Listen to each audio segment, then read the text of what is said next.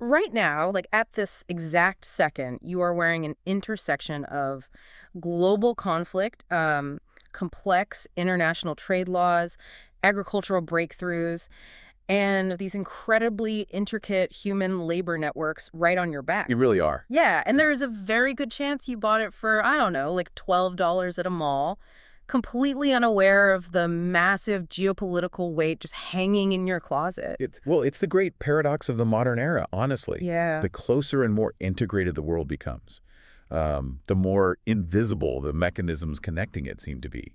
We just kind of treat the miraculous as completely mundane. Right, like it's just normal. And that Mhm. is precisely the illusion we are shattering today. We are pulling back the curtain on the mundane. Exactly. So the source text we are using to guide this deep dive, it's actually fascinating because of its intended audience. We are exploring Chapter 1 of a textbook called Individuals and Societies, NYP2, written by Paul Grace. Which is, technically a middle school social studies curriculum. Right. But before you think we're going to give you some watered-down, simplified overview, understand this.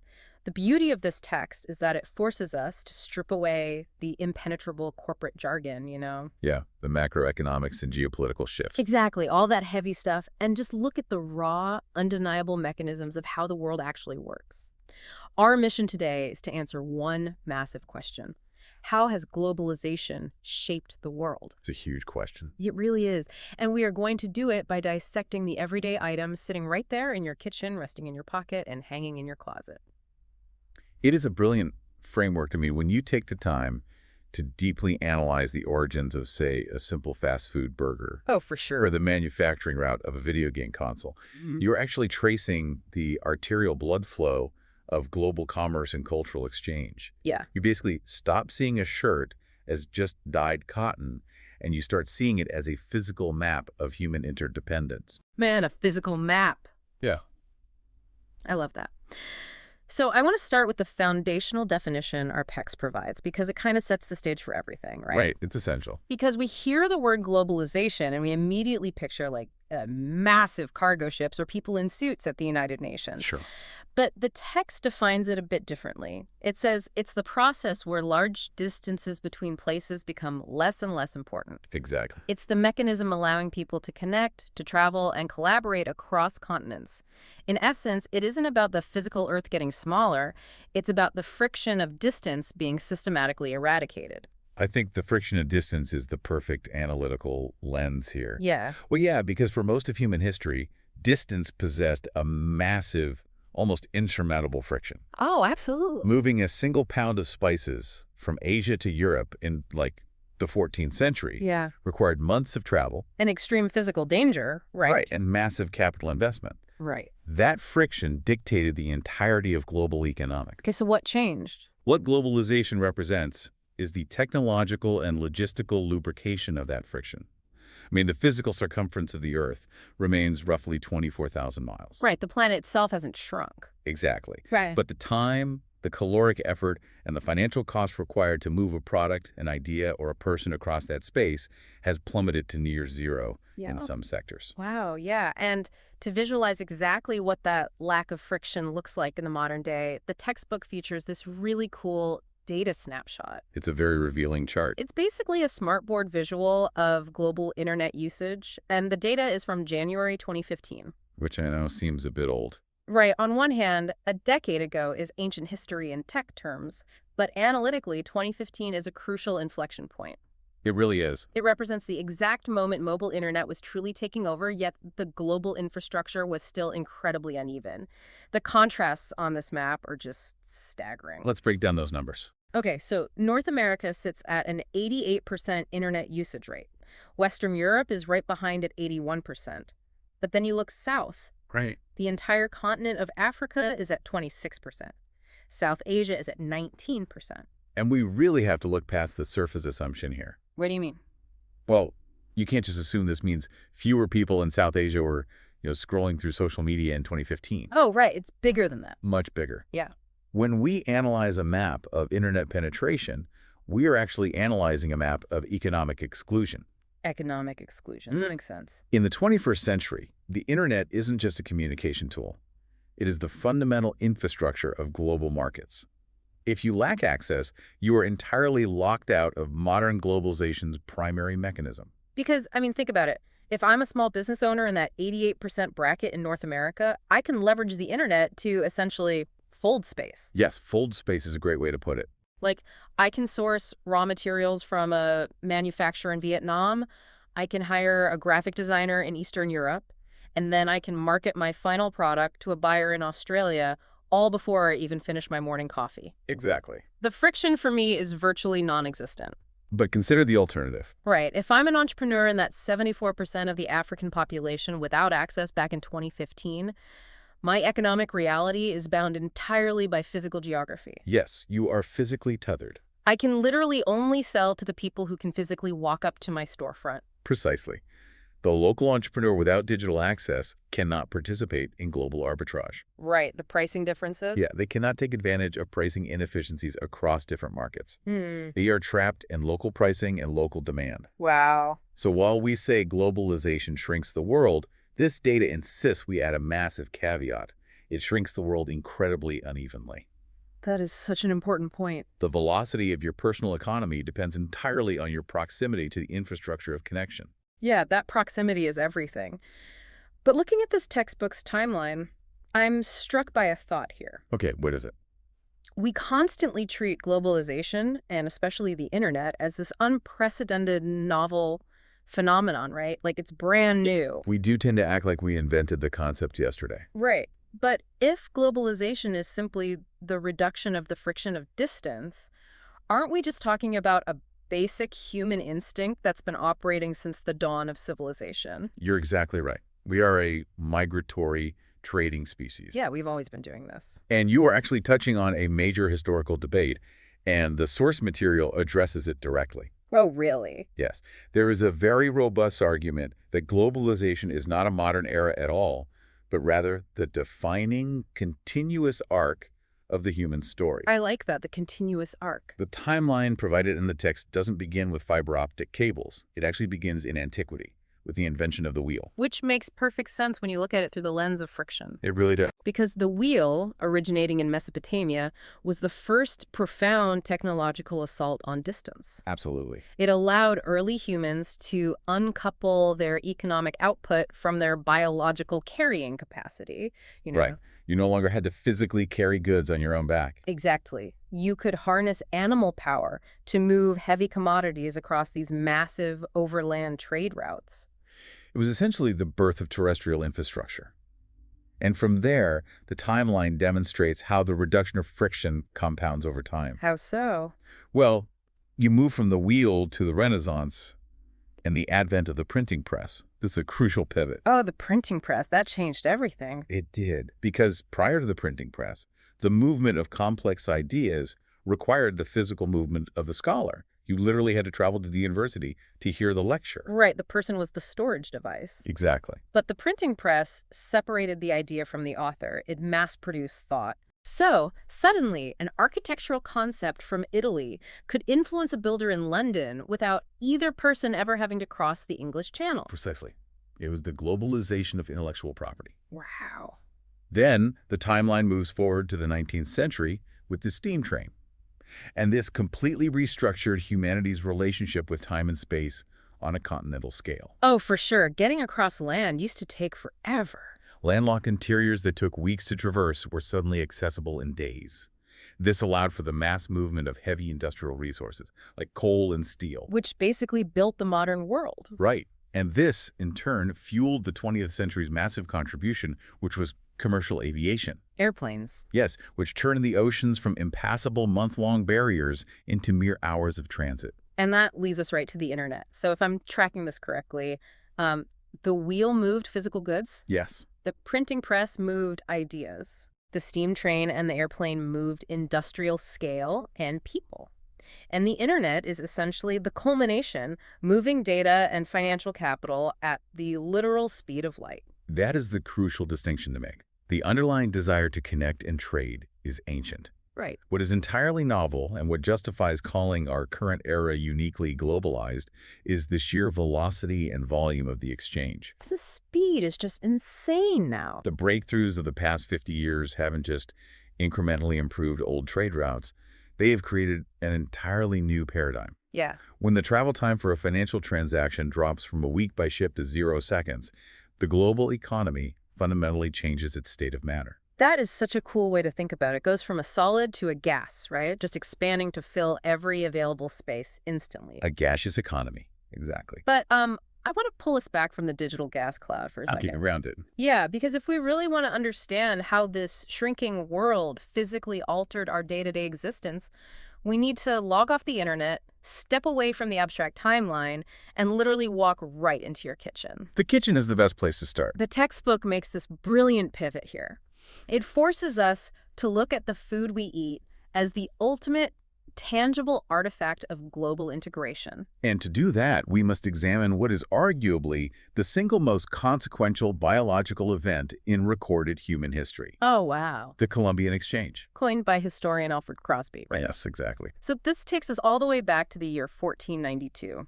Christopher Columbus crosses the Atlantic, and the Americas are brought into contact with the Old World, Europe, Asia, and Africa. Right. Now, history books usually focus on the geopolitical fallout of this, the empires, the naval battles, the colonization. Political maps. Yeah, exactly. But Crosby and our source text here point out something far more fundamental. 1492 didn't just merge political maps. It violently crashed two completely distinct ecological biomes into one another. You really have to picture the Earth as having operated as two separate biological laboratories for tens of thousands of years. Two completely different worlds. Yes. The flora and fauna of the Americas evolved in complete isolation from the flora and fauna of the Eurasian and African land masses. Right.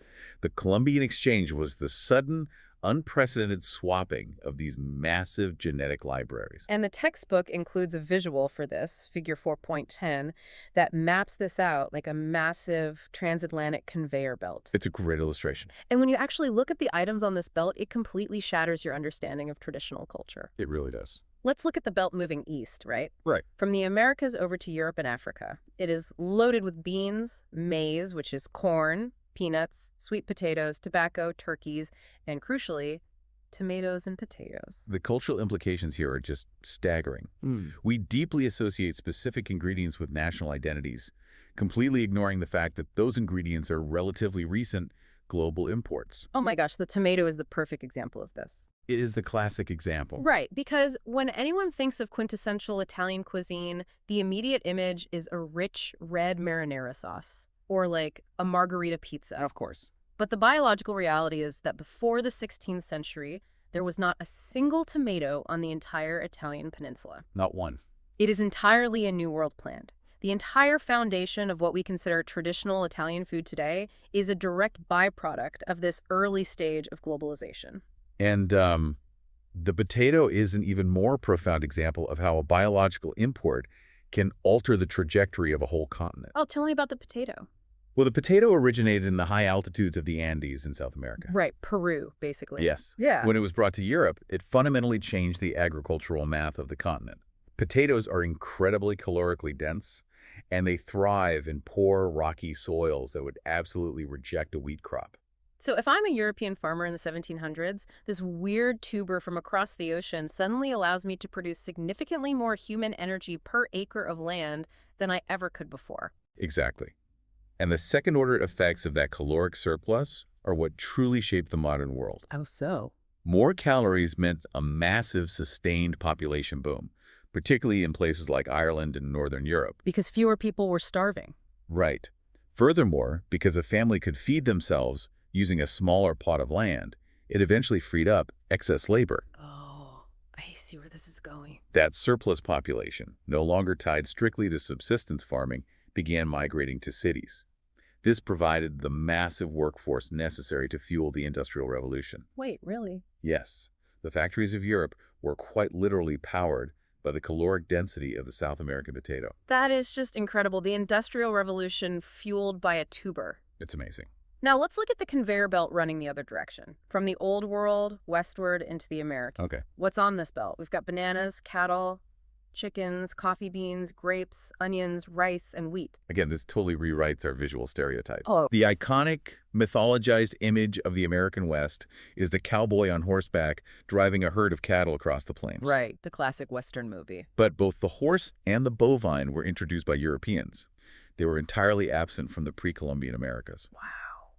And coffee. Like the massive defining coffee export economies of Central and South America, places like Colombia and Brazil, Yes, they only exist because the coffee bean was imported from its origins in Ethiopia and the Arab world. exactly right. So a standard American diner breakfast, Oh. eggs from chickens, bacon from pigs, toast from wheat, and a cup of coffee. That entire meal is engineered by 16th century global trade routes. None of it is native. None of it. However, the source text maintains strict objectivity here, requiring us to examine the darkest, most devastating aspect of this ecological collision. Right, it wasn't all just trading breakfast foods. No, because alongside the wheat and the livestock, microscopic biology was also hitching a ride across the ocean. We cannot discuss the Columbian Exchange without discussing the catastrophic introduction of Old World diseases to the New World. The text specifically mentions smallpox, the flu, and typhus. Yes, highly lethal pathogens. But why was this so one-sided? Like, why did the Old World diseases decimate the Americas, but we don't really hear about New World diseases wiping out Europe in the same way? That's a great question. It really comes down to the mechanics of agriculture and urban density over millennia. Okay, how does that work? Well, the populations of Europe, Asia, and Africa had lived in incredibly close proximity to a wide variety of domesticated livestock for thousands of years. Pigs, cows, sheep, chickens. Right, farming community. And many of the most lethal human diseases are zoonotic, meaning they originate in animals and mutate to cross the species barrier to humans. Oh, wow. Because the Old World lived with these animals, they endured countless plagues over centuries, slowly developing a baseline of genetic immunity across the surviving populations. But the indigenous populations of the Americas didn't have that same history of dense livestock-based agriculture, right? Precisely. They had very few domesticated animals compared to Eurasia. Eh. Therefore, they had never been exposed to these specific zoonotic pathogens. So they had no defenses. Exactly. When Europeans arrived, they brought these highly evolved viruses and bacteria to a population with absolutely zero immunological defense. That is terrifying. The mechanism wasn't just warfare or conquest, it was a biological wildfire. And the results detailed in the historical record are almost impossible to comprehend. It caused the collapse of massive, complex civilizations and the death of tens of millions of indigenous people. It was apocalyptic. It's a sobering reminder that globalization, as a mechanism, is entirely morally neutral. That's a vital point. It simply facilitates movement, it eliminates the friction of distance. The consequences of that movement can be a resilient global food supply, or it can be a literal demographic collapse. It proves that globalization literally altered the biological makeup of humanity. And if it changed what we put into our bodies to survive, it is only logical that it also profoundly altered what comes out of our mouths. Oh, transition to language. Yes. The reduction of distance inevitably leads to the collision of languages. This is where cultural globalization becomes highly visible, because the textbook points out that the modern global landscape is dominated by a very small handful of languages. Primarily English, Spanish, Mandarin Chinese, and Arabic. Right, these are the languages of international commerce, aviation, and global politics. Like, if a supply chain spans from Shenzhen to Los Angeles, the contracts have to be mutually understood. Which forces linguistic homogenization. Exactly. But the text doesn't just focus on the boardroom level, which is what I love about it. It dives into the messy, fascinating reality of what happens on the street when a dominant language crashes into a local one. We are talking about linguistic hybridization. Hybridization. Yes. When a dominant language like English permeates a local culture via trade or media, it doesn't just replace the local language cleanly. It's not a simple swap. No, the two languages interact, fracture, and synthesize something entirely new. And there is a fantastic visual in the text that perfectly captures this. Figure 1.7. Ah, yes. It's a photograph of a sign in China, situated near some sort of ancient artifact or monument, and it's clearly intended to instruct tourists to be respectful. Right. The Chinese characters likely convey a standard, polite warning, but the English translation printed directly beneath it reads, and I quote, Relic protected, no scratch. This is a classic example of what linguists and sociologists refer to colloquially as Chinglish. Chinglish. It's Yeah. so easy to just look at that sign and laugh at the broken English, right? Sure. But the underlying mechanism is actually brilliant. Chinglish happens when you take English vocabulary but apply the high context grammatical structure and cultural assumptions of the Chinese language. That's a great way to explain it. Standard English requires a lot of grammatical glue. Articles, prepositions, specific subject-verb agreements. It would say, this relic is protected, please do not scratch it. Right. But Chinese syntax can be much more direct and contextual. So, relic protected, no scratch is technically ungrammatical in London, but as a byproduct of globalization, it is a highly efficient, functional, and almost poetic communication tool. It really is poetic in its efficiency. It is the real-time evidence of two cultures negotiating meaning. And this hybridization isn't just a one-way street affecting non-English speaking countries. Yeah. Global technological advancements, which are the tools of globalization, are forcing English itself to rapidly mutate. Oh, for sure. The text highlights this by looking at words added to the Merriam-Webster dictionary in 2016. These additions provide a perfect snapshot of how globalized tech alters our psychology, which in turn demands new vocabulary. Okay, let's look at a few of these because they're so good. The first one is athleisure. Yes.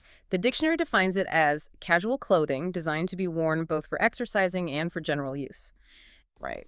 Now, 50 years ago, this concept wouldn't require its own specific noun. No, not at all. But because global supply chains allowed for the mass production of cheap, synthetic stretch fabrics and global media homogenized casual fashion norms, the entire world essentially agreed it was acceptable to wear yoga pants to a coffee shop. And that global consensus required a new word? Exactly. The second example from the text is hella, Hella. defined as slang for very or extremely. This is fascinating because it shows how the internet acts as an accelerator for regional dialects. Yes, it bypasses geography. Because hella originated as hyper-regional slang in Northern California.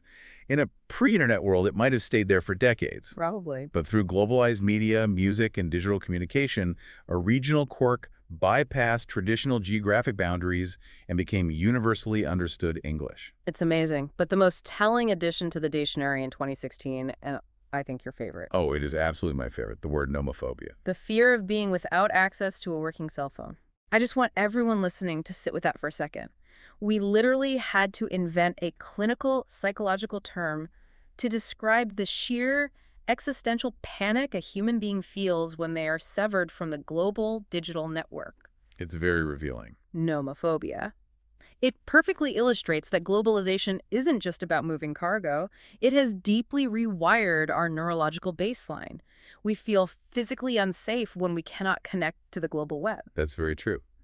However, the source text also requires us to examine the severe cost of this linguistic homogenization. The dark side again. Yes, while the internet creates fun new slang and connects global markets, the dominance of languages like English and Mandarin is currently driving a mass extinction event for smaller regional languages. The statistics provided by researchers from Ethnologue in the text are incredibly grim. They track the world's spoken languages, yes. Yeah, and they found that of the roughly 6,000 plus languages currently spoken on Earth, a full 25% are in immediate danger of disappearing completely. 1 in 4. 1 in 4 human languages is on the verge of vanishing within a few generations. To really understand why this matters, we have to look past the surface utility of language.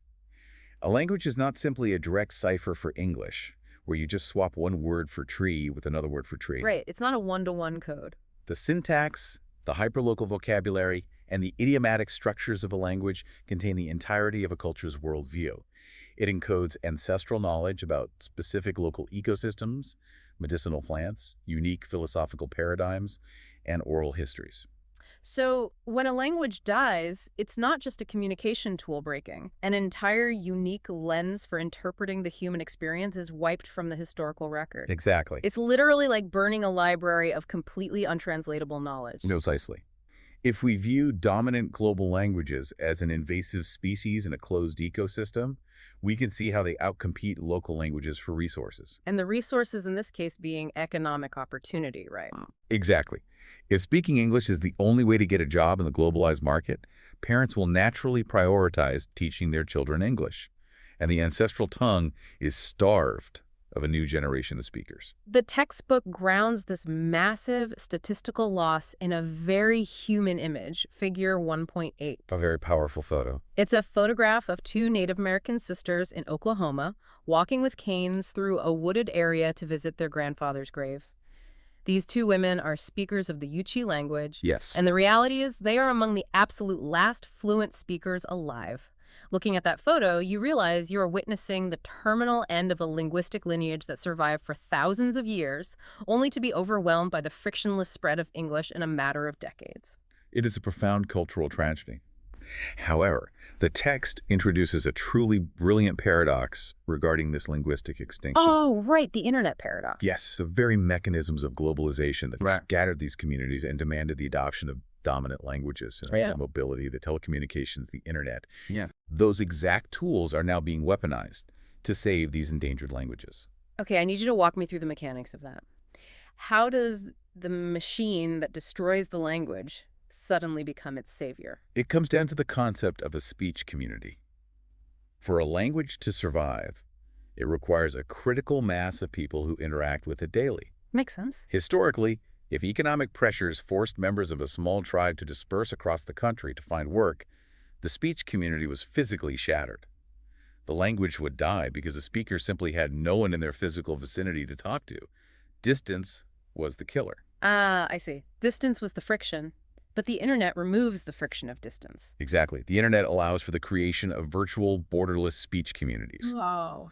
Today, speakers of highly endangered languages are utilizing digital infrastructure like social media groups, dedicated video conferencing, custom dictionary apps to reconnect across thousands of miles. That is so cool. The web provides a frictionless virtual space where oral traditions can be documented, practiced, and crucially, passed on to younger, tech-savvy generations who may not live anywhere near their ancestral homelands. So the internet acts as a digital life raft. Exactly. Preserving the data of human culture when the physical community has been displaced. That is a staggering realization. The fiber optic cable is simultaneously the poison and the cure, depending entirely on how the user decides to deploy it.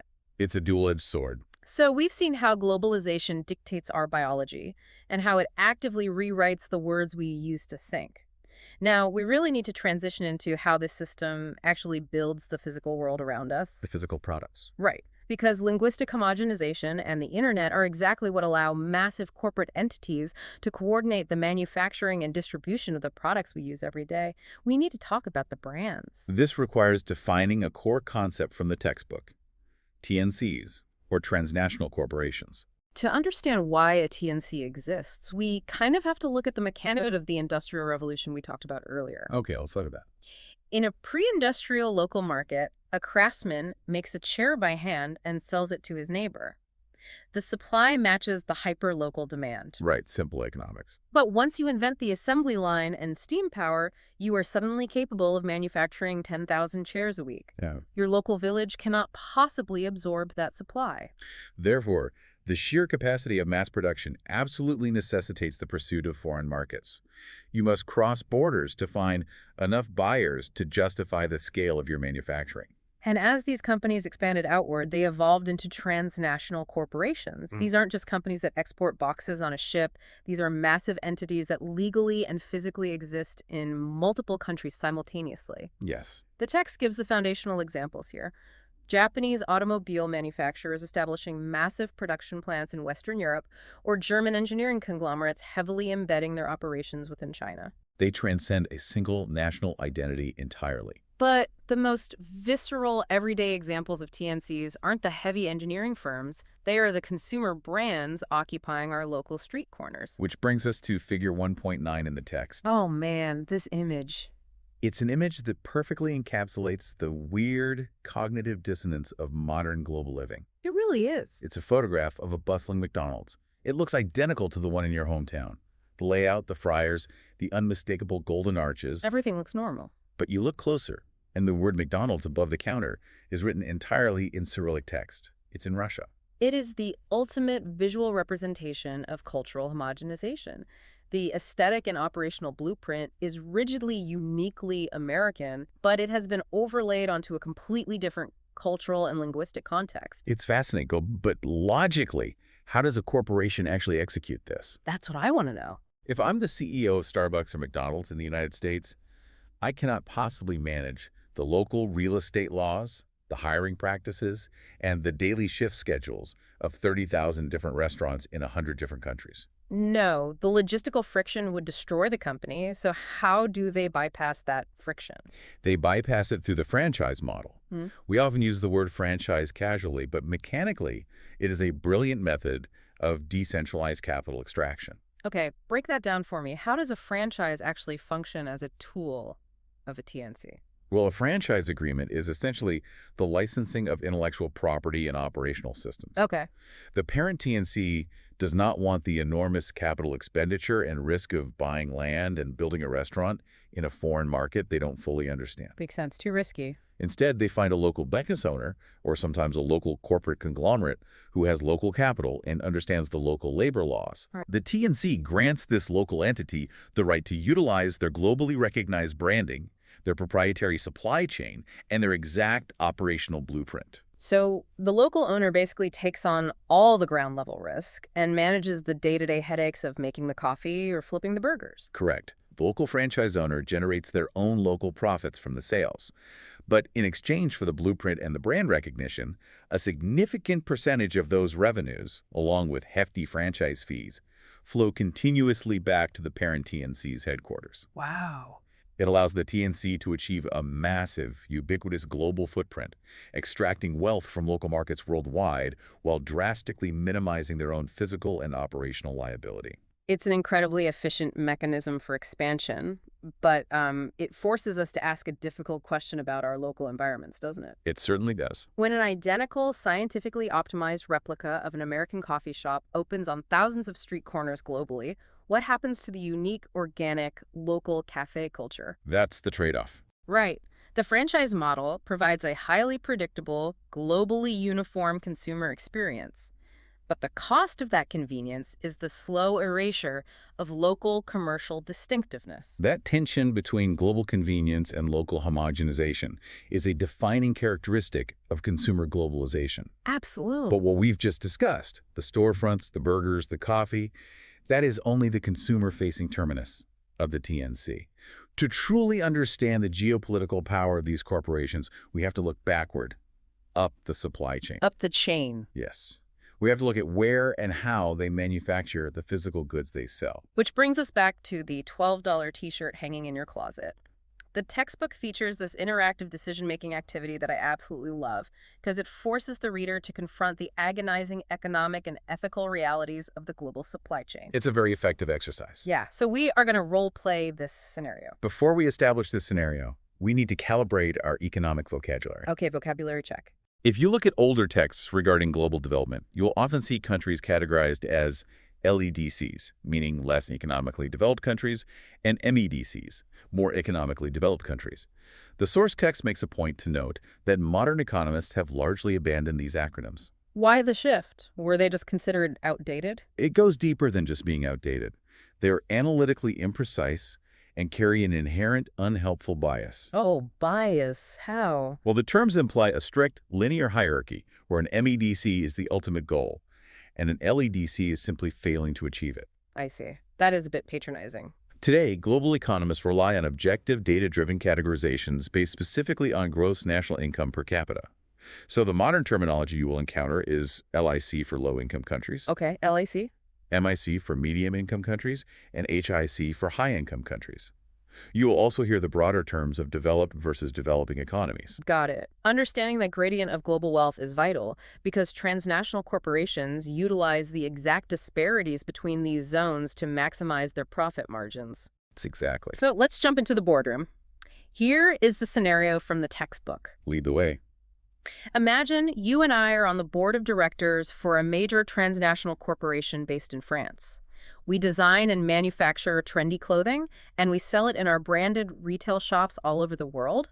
But we are facing a severe financial crisis. The crisis, okay. The costs of manufacturing our garments in France, which is a high-income country, are skyrocketing. We are paying high corporate taxes, strict environmental compliance fees, and the labor laws dictate high minimum wages and extensive benefits for the factory All workers. very expensive. Right. If we keep manufacturing in France, our clothes will become so expensive that consumers will simply stop buying them and the company will go bankrupt. Therefore, the primary fiduciary mandate of the board is survival, which means we must drastically reduce production costs. Yeah. We have decided to close the French factories and move our manufacturing operations overseas. We have 3 potential countries to choose from.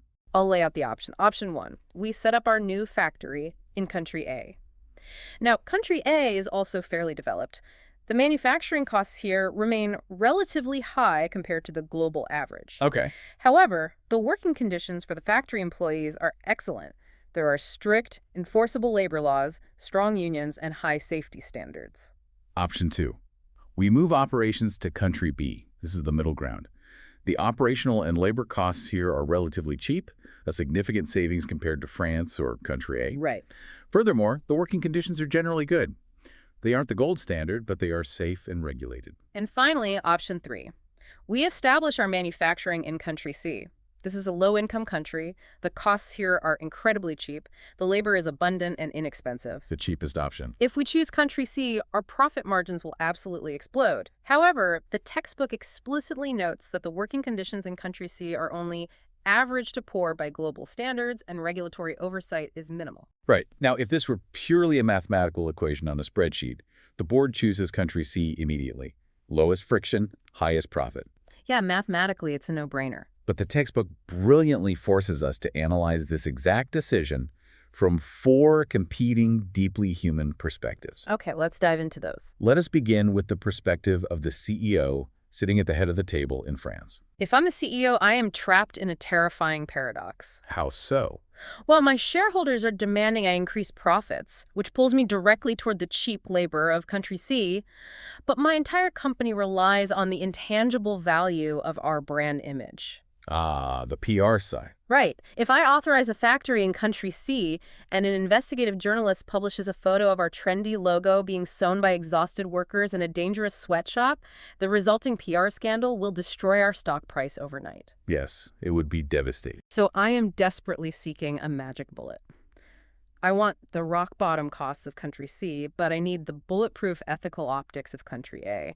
I essentially want to outsource my production, but I cannot completely outsource my moral liability. Which leads perfectly into the second perspective, the consumer. Us, the shoppers. The textbook describes this person as a regular shopper who loves the brand, buys clothes frequently, and explicitly states that they care deeply about ethical working conditions and human rights. But here is the brutal reality of consumer mechanics. Market data consistently shows a massive chasm between what consumers say they value and how they actually spend their money at the register. The intention-action gap. Yes. The consumer wants the absolute moral purity of the factory in country A, but when they walk into the mall, they demand to pay the artificially deflated price generated by the factory in country C. Exactly. They want affordable, rapidly changing fast fashion, but they want to consume it without any psychological guilt. The TNC's entire logistical nightmare is engineered to satisfy this deeply hypocritical consumer demand. Now, let us shift our perspective away from the West and look at the supply chain itself. Perspective 3 is the factory owner in country A. Okay, the expensive ethical factory. Yes. This owner runs an ethical, safe facility. They pay high wages.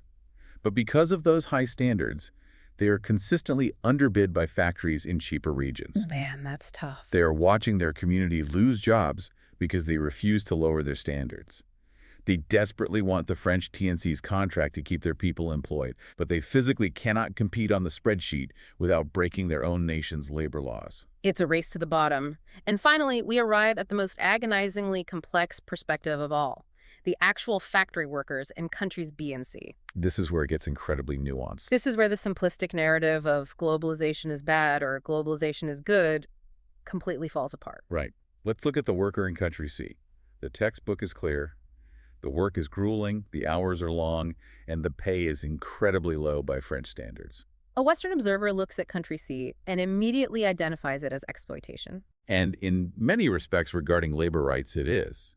But if we analyze the mechanics of development economics objectively, we must ask, what is the alternative for that specific worker? Right.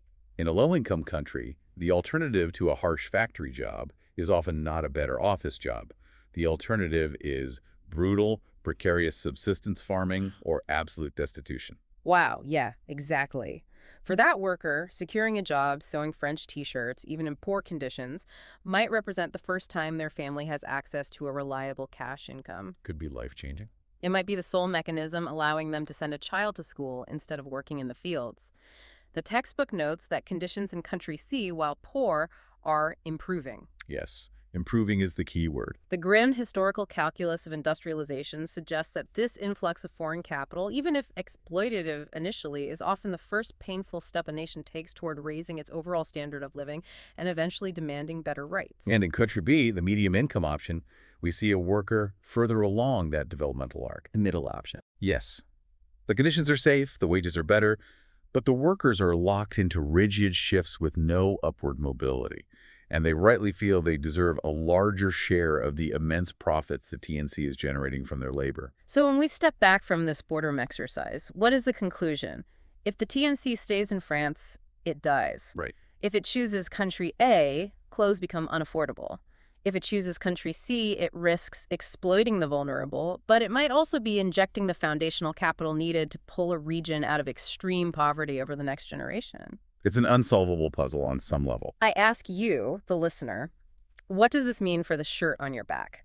The textbook highlights an incredible real-world extension of this dilemma, referencing the social media movement #WhoMadeMyClothes. This hashtag was the rallying cry of the ethical fashion movement. It was a direct consumer demand for supply chain transparency. They wanted to know the truth. Yes, it challenged the dominant model of fast fashion, which prioritizes churning out trendy, disposable garments at maximum speed and minimum cost, relying heavily on the exact dynamics we explored in Country C. The movement asked consumers to look at their labels and recognize that a $12 t-shirt is not a naturally occurring phenomenon. It is a highly engineered geopolitical document. That's a profound way to phrase it. If you were paying $12 at retail, the manufacturing cost had to be pennies. And those pennies represent the grueling labor of a human being navigating the complex realities of a developing economy. Globalization has allowed us to completely disconnect the act of consumption from the reality of production. It is the ultimate manifestation of the shrinking world. We are intimately, economically connected to the worker in Country C, yet physically and psychologically insulated from their reality. It's heavy. It really forces you to reevaluate every single purchase. It should. Okay, so we have established that the mechanisms of globalization dictate our caloric intake, they reshape the grammatical structure of our languages, and they construct the agonizing ethical supply chains of our physical goods. We've covered a lot of ground. But globalization does not stop at the factory loading dock. The exact same infrastructure, the internet, the air travel, the mass media networks that moves a t-shirt across the world is also used to move culture. Right. Culture is an export. We need to talk about how a shrinking world entertains itself. We need to look at global culture, moving from the factory floor to the stadium and the screen. Entertainment is not a frivolous byproduct of globalization. It is arguably its most potent and influential export. It is the primary mechanism through which entirely disparate societies construct shared cultural touchstones. The textbook provides two incredible case studies to illustrate how this works. The first focuses on physical sports, specifically the 2014 FIFA World Cup, hosted by Brazil. Oh, the World Cup. Huge event. Massive. The text includes an infographic detailing the sheer scale of this event.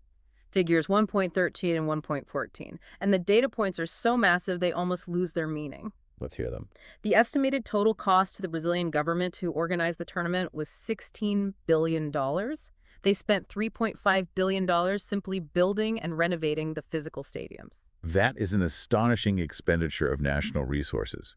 But we must examine the yield of that investment. The yield is an unprecedented, synchronized global engagement. Let's look at the digital footprint of just the final match of that tournament. One single game of soccer lasting 90 minutes. Just 90 minutes. That match generated 32.2 million tweets on Twitter, 32.2 million discrete public communications. It's hard to even picture that volume of interaction. I want you to think about the mechanics of what is happening in that statistic. You have a factory worker in Shenzhen a CEO in Paris, a farmer in Kenya, and a teenager in Buenos Aires. All watching the same thing. Right. They possess completely different languages, different economic realities, and different geopolitical concerns. But for those 90 minutes, the friction of all those differences drops to zero. Yes. They are all experiencing the exact same emotional tension, reacting to the exact same visual stimuli, and communicating about it instantaneously on a shared digital platform. Is the fleeting creation of a unified global consciousness. During that match, traditional national borders become entirely secondary to the narrative of the game. It's beautiful, in a way. It proves that when the infrastructure is in place, humanity is incredibly eager to participate in a shared, borderless cultural event. Sports represent the unifying power of exported global culture. But our second case study reveals a much more complex reality. Yes, the reaction isn't always unified. It demonstrates that while globalization can easily distribute the exact same entertainment product across the entire planet, it has absolutely no control over how local cultures will interpret and digest that product. And we are talking about the ultimate borderless market now. Yeah. Online video gaming. Video games are unique because, unlike a physical soccer stadium, their arena is entirely virtual. The product is code, transmitted instantly. Yes, pure digital export. Yet, how different sovereign governments and societies react to this borderless intrusion varies to an extreme degree. The textbook highlights this by presenting two highly contrasting source texts. Let us examine source B first, which focuses on the political reaction in South Korea. South Korea is a fascinating context because they possess some of the most advanced digital infrastructure on Earth, and competitive online gaming or esports is a massive cultural phenomenon there. Huge. But Source B details a severe reactionary political backlash against the medium. It outlines a proposed anti-gaming bill that was backed by 14 lawmakers from the ruling party and heavily supported by parents' associations and religious groups. The crucial element here is the categorization of the product, right? The South Korean lawmakers were not simply seeking to apply age ratings to violent content. They were proposing to legally classify online gaming as a potentially antisocial addiction. Yes. They were placing a digital entertainment product into the exact same legal and public health category as gambling, alcohol, and narcotics. The rhetoric is intense. They cite severe negative effects on academic performance, family cohesion, and workforce productivity. The source quotes a mother supporting the legislation with a heartbreakingly simple logic. She says, "Without online games, kids would talk to their mother and play." It's a very visceral fear of the technology replacing the family. And if this bill passed, the mechanics of the law were punitive. It would severely restrict the advertising of video games, and incredibly, it would force the gaming industry to surrender 1% of their total gross revenue to a government fund explicitly designed to fight gaming addiction. They viewed the globalized product of gaming as an invasive public health crisis requiring state intervention. Now, we must maintain strict analytical neutrality here. Our goal is not to declare the South Korean approach right or wrong. No, not at all. We just want to contrast it with Source C, which examines the exact same global industry through an American academic and economic lens. Right. Source C pivots completely. First, it establishes the massive economic reality of the American market. As of 2010, the U.S. video game industry was valued at $25 billion. That's a massive pillar of the economy. It is not a fringe subculture. It is the dominant pillar of youth culture. The data cited estimates that 99% of boys and 94% of girls play video games. But the truly stark contrast lies in how the American researchers analyze the effects of the medium.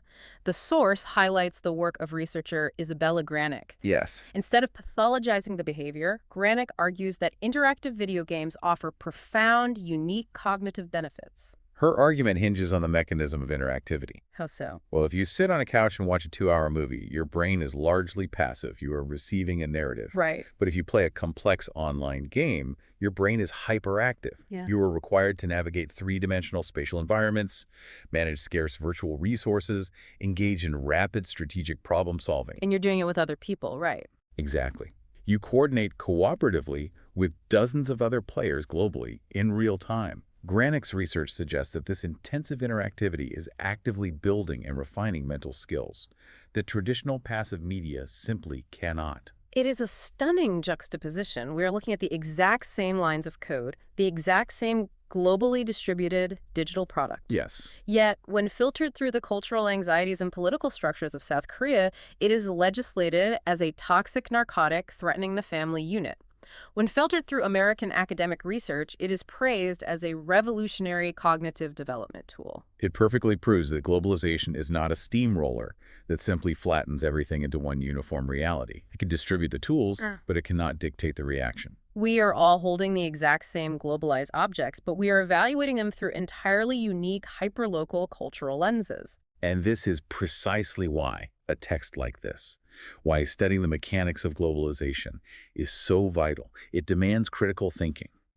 It requires the reader to synthesize contradictory perspectives and understand that a global supply chain is constantly negotiating with local realities. Okay, let's pull all of this together. Let's look back at the incredible journey we've just taken, utilizing a middle school textbook to map the hidden architecture of our adult lives. We covered a massive amount of material. We did. We started by defining globalization not as a place, but as the relentless eradication of the friction of distance. We watched the wheel pass the baton of progress to the steam train and finally to the internet, creating a world that moves at the speed of light for those connected, while leaving those without access economically stranded. The shrinking world. Right. We examined the biological shockwave of the Columbian Exchange, realizing that the fundamental caloric math of the potato-fueled industrialization, while the tragedy of zoonotic diseases reshaped global demographics. And the language shifts. Yes, we saw how the collision of cultures forces languages to hybridize into beautiful functional tools like Chinglish, while simultaneously acting as an invasive species, threatening thousands of ancestral languages with extinction. An extinction only staved off by the paradoxical use of the very internet that threatened them. The digital life raft. We sat in a boardroom and unpacked the ruthless efficiency of the transnational corporation, dissecting how the franchise model extracts capital and agonizing over the ethical maze of a supply chain that connects a $12 t-shirt to the complex economic realities of a worker in a developing nation. The human cost of the supply chain. And finally, we watched the exact same infrastructure unite millions of people in a synchronized cultural moment during the World Cup, while completely dividing nations on how to culturally digest the borderless world of video games. When you synthesize all of these mechanisms, the overarching lesson is clear. Globalization is not a monolithic singular force with an inherent moral alignment. It is not purely benevolent, nor is it purely malicious. It is a wildly complex, endlessly fascinating web of absolute human interdependence. Understanding how these threads connect is the fundamental difference between simply being a passive consumer of goods and being an active, intellectually engaged citizen of the modern world. Exactly. Once you understand the supply chain, the biological history, and the cultural friction, you stop just existing in your kitchen and your closet. You start actually reading the world around you. That's the ultimate goal of the deep dive. So as we wrap up this deep dive, I want to leave you with one final lingering thought to explore on your own. We have spent this entire time dissecting how physical goods, the tomatoes from the Americas, the manufactured textiles from Country C, the fiber optic cables under the ocean, how they have conquered physical distance to shape our reality. We focused heavily on the physical. But as we spend increasingly massive portions of our daily lives logged into the digital spaces we discussed, the global gaming arenas, the borderless social media feeds, the virtual speech communities, I want you to ask yourself a question about the future. Okay, what is it? Will this virtual world eventually supersede our physical one? Will the digital realm, where friction is truly zero, become so encompassing and so foundational to our shared culture that it completely erases the relevance of the physical borders and national identities we have spent centuries arguing over and fighting for? That is a profound question to end on. Look at the phone in your hand, look at the tag on your clothes, and ask yourself, what invisible border are you crossing today without even realizing it?